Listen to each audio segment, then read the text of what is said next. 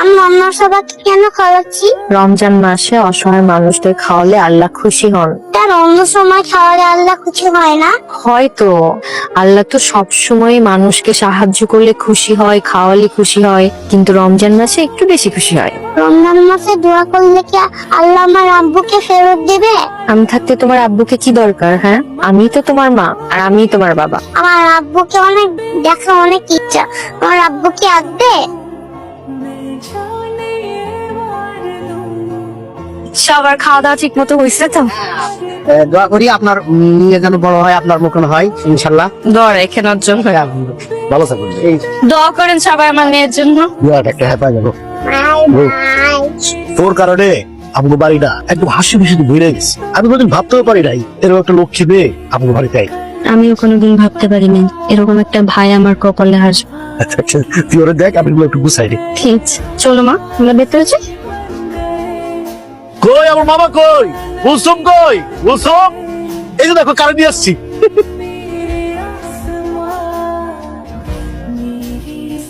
চাচা কেমন আছো? চাচা কোথা থেকে আসলে এতদিন পর? এই মেয়েটারে মনে পড়ছে তোমার এতদিন পর? হয়েছিল এতদিন, তোমার এতদিন আমার কোনো মনে পড়েনি? আমার ঠিকানা কোথায় পেয়েছো চাচা? তুমি কেমন আছো? ভালো আছো? আরে একসাথে এতগুলো প্রশ্ন করলে চাচাই উত্তর দিব কেমনে? আগে চাচাকে বসতে দাও, রেস্ট নে, তারপর সবকিছু শুনবা। তোর যে আমি কত জায়গায় খোঁজ করছি রে মা, কোথাও তোরা আমি খুঁজে পাই নাই। শেষ পর্যন্ত আল্লাহ আমার তোর খবরটা থেকে মিলে দিছে, তোর অ্যাড্রেসটা আমার মিলে দিছে রে মা, মিলে দিছে।